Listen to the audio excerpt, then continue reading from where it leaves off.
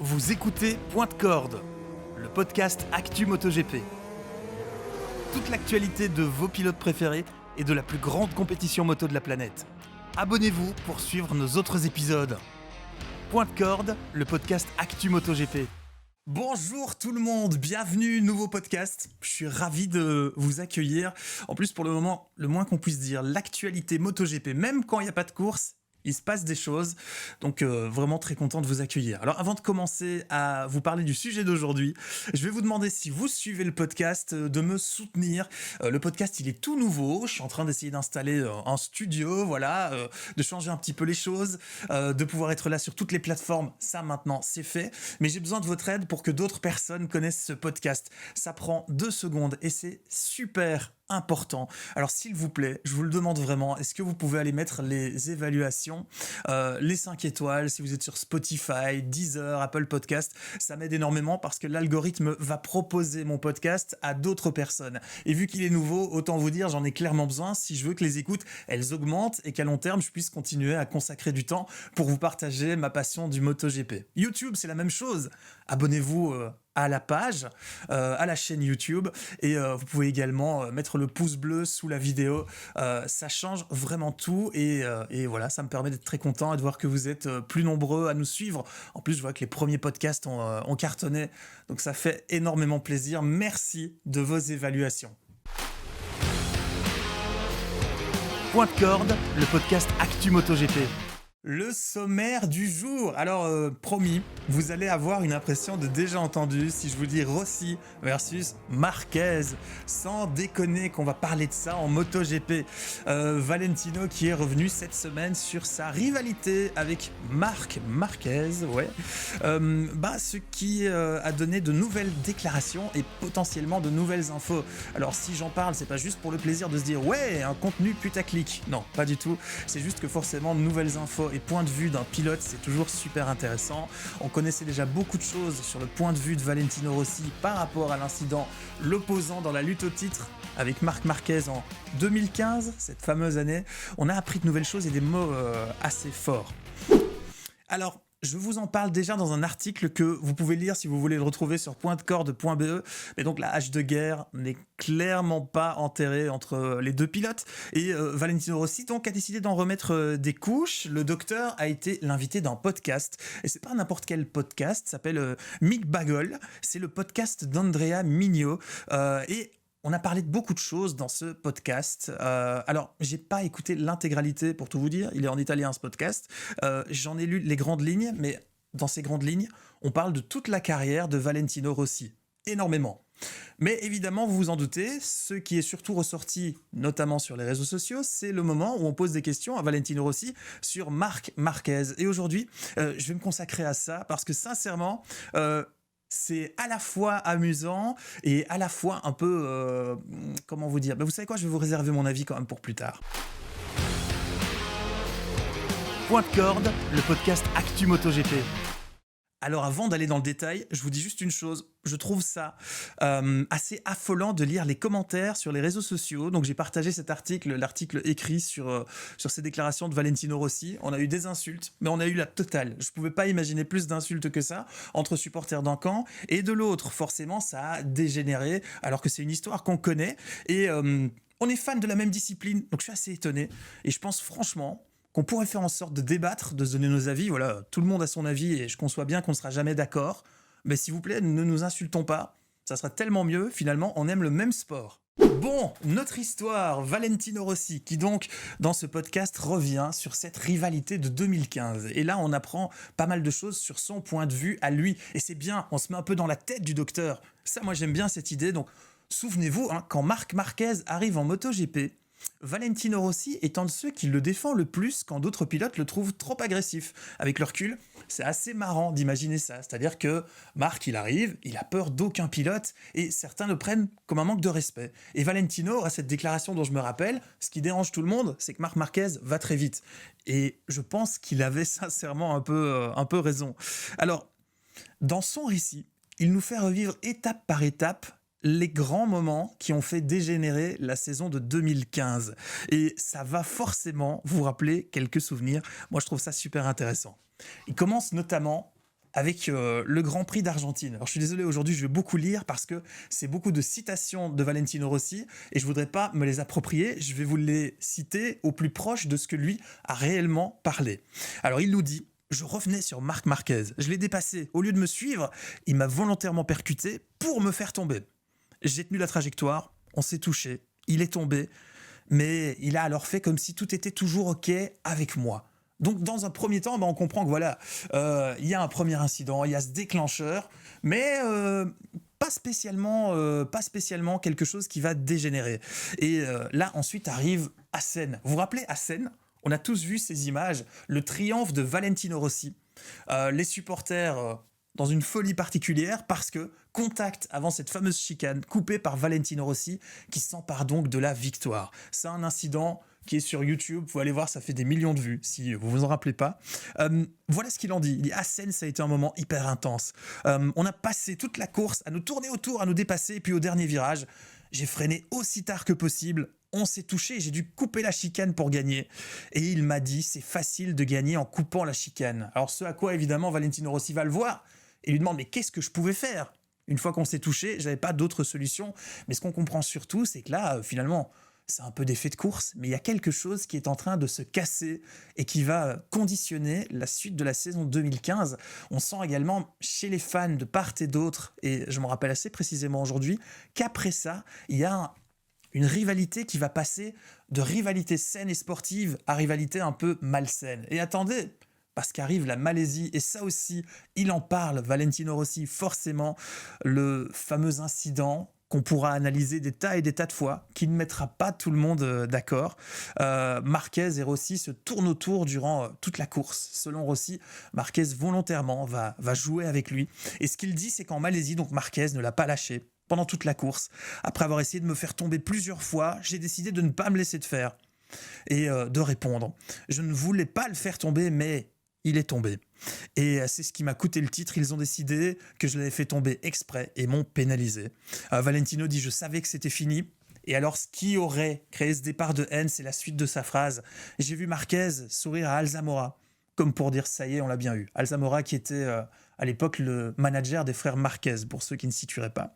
Donc jusque-là, finalement, on comprend mieux la situation, mais on n'a rien de nouveau. On n'a pas d'éléments neufs dans ce débat, mais Valentino Rossi va aller plus loin. Et c'est ce qui fait que cette semaine, vous avez probablement lu énormément d'articles qui parlent de cette interview, de ce podcast. Valentino Rossi va dire: Marc Marquez est exceptionnel et a toujours été agressif. Mais en 2015, il a dépassé la ligne rouge. Certains pilotes sont à la limite d'être sales, mais aucun champion ne s'est battu pour faire perdre un autre pilote. Personne n'a jamais été aussi sale que Marc Marquez. Là, on n'a aucun doute. Valentino n'est toujours pas content à propos de Marc Marquez et les mots sont sincèrement très durs. C'est assez rare d'entendre des pilotes employer ce type de terme envers d'autres pilotes, sauf peut-être si vous vous appelez Aleix Espargaro, mais on va dire que c'est une exception. Et ça termine même sur une espèce de théorie du complot, alors qu'on connaissait, mais qui généralement prenait forme de rumeurs, on sait que les supporters disaient: voilà, on sait que ça a été organisé, tout ça, que c'est un complot de la Dorna, on a entendu toutes sortes de choses, et là Valentino explique: j'ai appris que leur clan, et surtout Alzamora, disait dans le paddock qu'il ne gagnerait pas le championnat, que c'était foutu, mais que dans ce cas-là, je n'allais pas le gagner non plus, c'était décidé. Ils ont parlé aux Espagnols, et donc mes amis espagnols ont fait en sorte que ça me revienne aux oreilles, et m'ont dit de faire attention. Uccio l'aurait également prévenu de faire attention à Marc Marquez, et donc le clan Marquez, qui aurait élaboré un espèce de plan pour s'assurer, non pas de faire gagner Lorenzo, même si c'était la conséquence, ouais, c'est mieux, mais plutôt de s'assurer que Valentino Rossi ne gagne tout simplement pas ce titre. Donc ça confirme des choses qu'on savait déjà, qu'on avait entendues, mais ça les confirme, et ça confirme surtout qu'après autant d'années, il n'y a rien qui a été oublié, la rancœur, elle est toujours bien là. Alors, le résultat de tout ça, personnellement, je le trouve un peu triste, c'est qu'on a un déluge de haine sur les réseaux sociaux. On a tout ce qu'on n'aime pas dans le MotoGP et dans les fans de MotoGP. Les anti-Marquez, d'un côté, font leur retour. Les anti-Rossi lui disent que c'est une pleurnicheuse, par exemple, vous voyez, ce genre de choses. Et là, c'est pas exactement, selon moi, l'esprit des supporters de moto. On est dans une bataille d'arguments binaires, personne ne peut s'entendre, là, et c'est sincèrement pas hyper relevé. Alors si je devais donner mon avis, à moi en particulier. C'est super dur de s'exprimer sur ce sujet. À mes yeux, Marc Marquez, c'est un phénomène. Instinctivement, je pense que dans la nature pure d'un pilote, c'est le meilleur pilote de tous les temps. Mais Valentino, de son côté, Valentino Rossi, c'est la légende. Avant Valentino Rossi, le MotoGP n'était clairement pas ce qu'il est aujourd'hui, ce qu'on connaît aujourd'hui. Il a célébré les courses comme on ne l'avait jamais vu. Il a amené une nouvelle dimension dans le MotoGP et puis quel pilote. On se rappelle également de lorsqu'il a quitté Honda pour aller chez Yamaha, avec le succès qu'on connaît derrière, dans une écurie qui ne fonctionnait pas, ce qui en fait aujourd'hui une grande légende. Et donc moi, ce que je vois, c'est deux légendes en parallèle qu'on essaie de comparer en cherchant qui est le meilleur, alors que chacun est peut-être le meilleur à sa façon. Alors vous me direz, ouais, c'est bien beau, ça permet de donner des arguments pour être complètement neutre et pas se mettre dans le débat. Et je veux pas vraiment être la Suisse. Vous écoutez Point de Corde, le podcast Actu MotoGP. Il faut quand même de temps en temps un peu donner de profondeur dans les avis qu'on vous donne. Mais je vais le faire. Alors pour moi, quand je me rappelle l'année 2015, c'était une année exceptionnelle. Certains en tirent des conclusions en se disant que c'était une année triste pour le MotoGP. C'est vrai en quelque sorte, il n'empêche que ça reste une année mythique du championnat, tant la rivalité a été poussée à son apogée. Alors je me rappelle effectivement que Marc Marquez n'était certainement pas tout blanc. Il a joué avec Valentino Rossi. Je pense qu'on avait affaire à quelqu'un de blessé dans son orgueil. Les incidents ont été ce qu'ils étaient. Et Marquez a joué avec Rossi. De là à dire qu'il a voulu volontairement saboter son championnat, qu'il y a eu un complot, ça c'est pas mon avis du tout.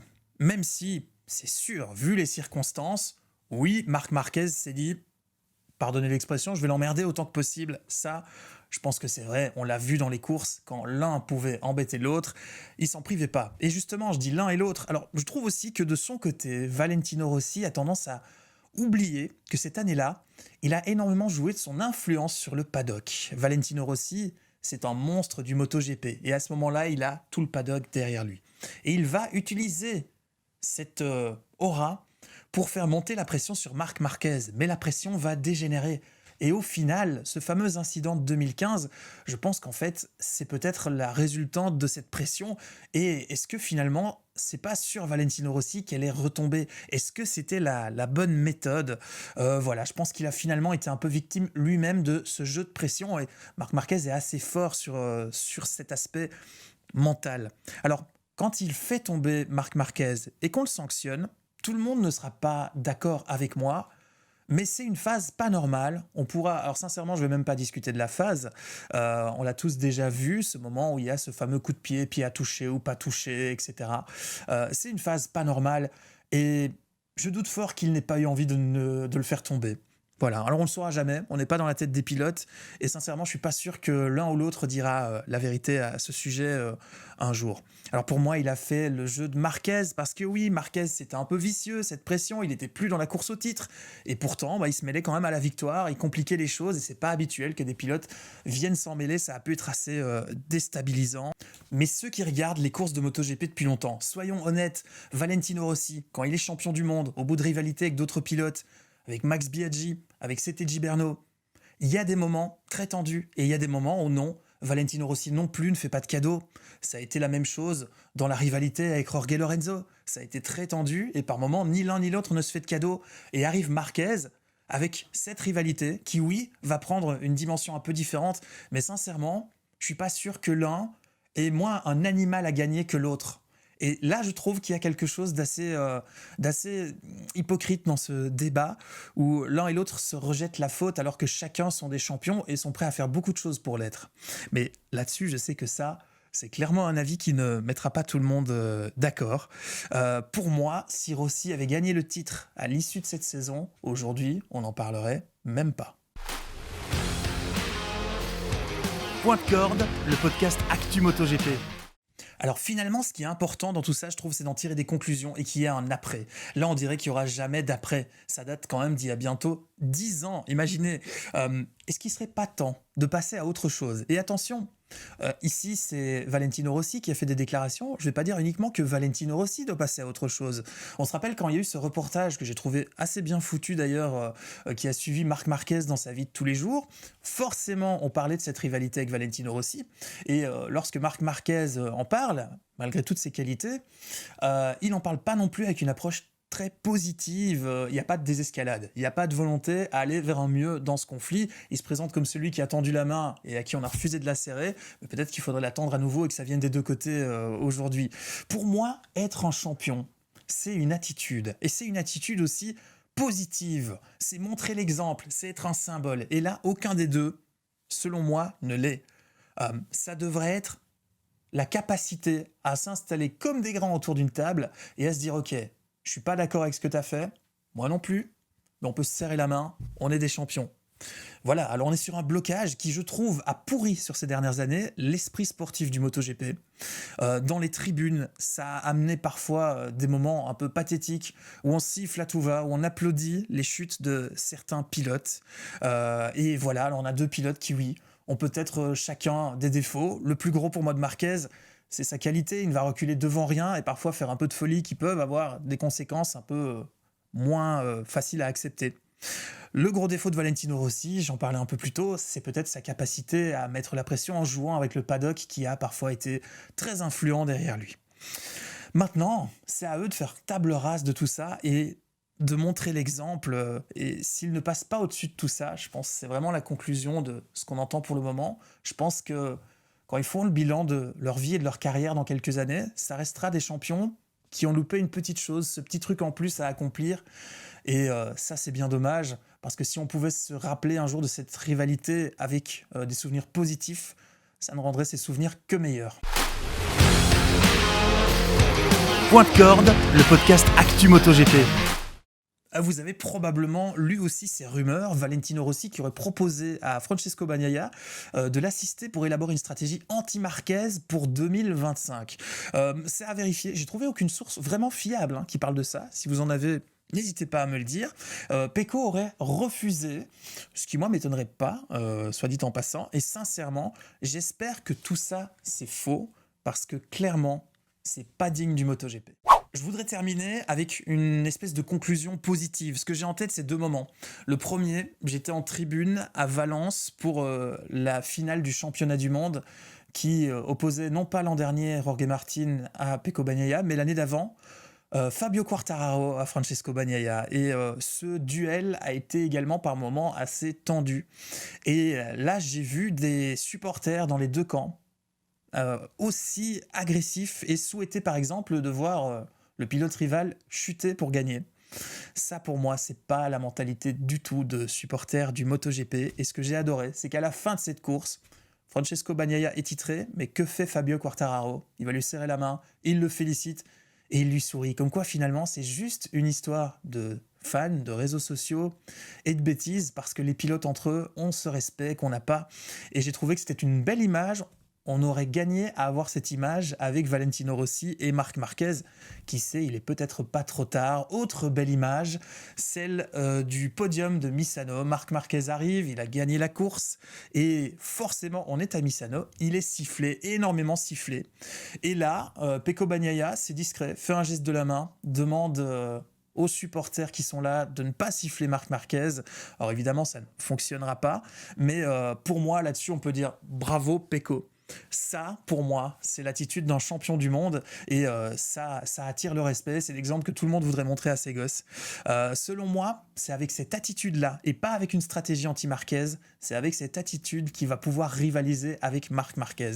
S'il arrive à rester hors du cercle des influences mentales, là peut-être que ça pourra apporter quelque chose, parce que les talents de pilote, on sait qu'il les a. Je trouve ça très malin de sa part. Il veut être lui-même, utiliser ses propres stratégies et ça me donne très envie de voir ce qui va se passer l'année prochaine, parce que, espérons-le, ça va se jouer sur la piste et pas hors de la piste, en coulisses.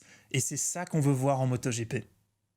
Vous écoutez Point de corde, le podcast Actu MotoGP.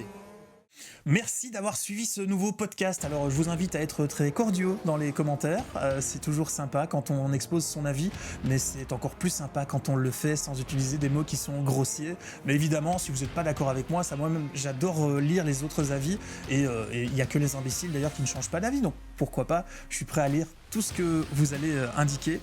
Si vous avez aimé ce podcast également, donnez une évaluation, ça va m'aider énormément. Le podcast, il est tout jeune, il est tout récent. J'ai énormément besoin des petites étoiles que vous pouvez aller mettre sur les plateformes de streaming comme Spotify, Deezer, Apple Podcast. Ça prend quelques secondes et l'algorithme, grâce à ça, va aller proposer mon podcast à d'autres fans de MotoGP à long terme. J'en aurais besoin, ça demande du temps, ça demande des moyens et forcément plus il y aura de personnes qui écoutent, plus je pourrais me permettre de le faire. Même chose sur YouTube, abonnez-vous à la chaîne, mettez le pouce bleu sur la vidéo et puis un petit commentaire, c'est toujours bienvenu. Merci d'avoir suivi ce nouveau podcast Point de Corde, on se retrouve très bientôt avec un nouveau podcast Actualité MotoGP. Vous écoutez Point de Corde, le podcast Actu MotoGP. Abonnez-vous pour suivre nos autres épisodes. Point de Corde, le podcast Actu MotoGP.